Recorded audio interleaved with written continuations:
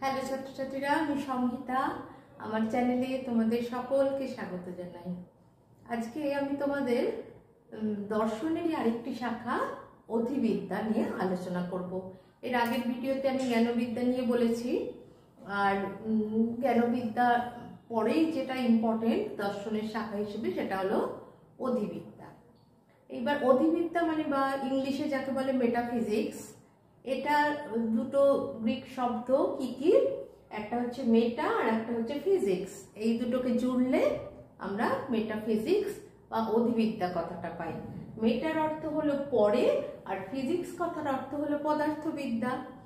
এইবার এই যে পদার্থবিদ্যা কি নিয়ে আলোচনা করে, আমাদের জাগতিক বা ইন্দ্রিয়গ্রাহ্য জগৎ নিয়ে আলোচনা করে, কিন্তু তারও পরে কি যে জগৎটা আছে যেটা সাধারণ মানুষের বোধগম্য নয়, বোধগম্য মিন্স দেখতে পায় না, সেইটা হচ্ছে তোমার হচ্ছে যেটা সেটাকে বলা হয় অতীন্দ্রিয় জগৎ। এই অধিবিদ্যা সেই অতীন্দ্রিয় জগৎ নিয়ে আলোচনা করে। এইবার এর আগের আমি জ্ঞানবিদ্যার ভিডিওতেই বলেছি যে দর্শন স্বরূপ, অবভাস, স্বরূপ সব নিয়েই আলোচনা করে। অধিবিদ্যা এই যে প্রকৃত যে স্বরূপ দুটো, যে অধিবিদ্যার আলোচনা শুরুই হচ্ছে কিন্তু ওইখান থেকে।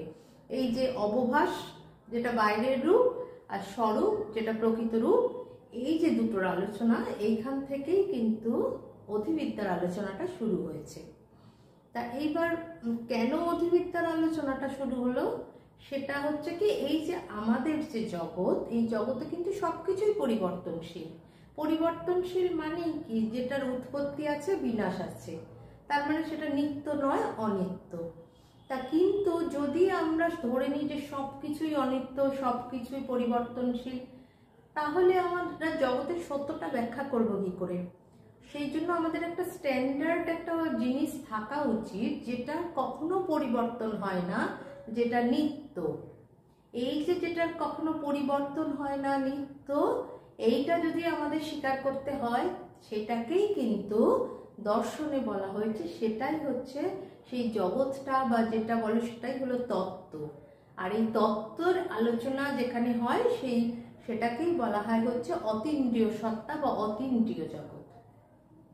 তার মানে অধিবিদ্যা কি যদি আমরা সংজ্ঞা বলতে চাই, তার মানে কি হলো, আমাদের ইন্দ্রিয়গ্রাহ্য জগৎকে অতিক্রম করে অধিবিদ্যা হলো সেই দর্শনের সেই শাখা যে ইন্দ্রিয়গ্রাহ্য জগৎকে অতিক্রম করে অন্য আরেকটি জগতের আলোচনা করে, যেখানে আমরা প্রকৃত তত্ত্বের সন্ধান পাই।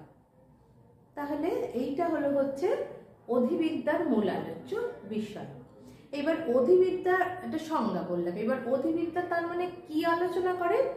অধিবিদ্যার কিন্তু প্রধান আলোচ্য বিষয় কিন্তু 1 নম্বর ঈশ্বর, 2 নম্বর হচ্ছে জগৎ, আর 3 নম্বর হচ্ছে আত্মা। তা এই ঈশ্বরের সম্বন্ধে আলোচনা করতে গেলে অধিবিদ্যা কি নিয়ে প্রথমে বলে, যেমন হচ্ছে ধরো ঈশ্বরের উৎপত্তি কিভাবে, মানে ঈশ্বরের ধারণাটা আমাদের কেন এলো, এইগুলো নিয়ে ঈশ্বর সম্পর্কে অধিবিদ্যার আলোচনা আছে। জগৎ সম্পর্কে কি বলে অধিবিদ্যা, কিভাবে জগতের বিবর্তন হয়েছে, জীব এবং জগতের কিভাবে সম্পর্ক, কিভাবে মানে এই জগৎকে বিভিন্ন লোকে কিভাবে দেখে, প্রকৃত জগৎটা কিভাবে উৎপত্তি হয়েছে, এই বিষয়গুলো নিয়ে কিন্তু জগৎ সম্পর্কে অধিবিদ্যায় আলোচনা হয়। আর আত্মা সম্পর্কে আলোচনা করতে গিয়ে অধিবিদ্যায় একই করে যে আত্মা দেহের কি সম্পর্ক, আত্মার সঙ্গে জীবের কি সম্পর্ক, এই আত্মার প্রকৃত অস্তিত্ব কি আছে, এইগুলো নিয়ে অধিবিদ্যায় আলোচনা হয়।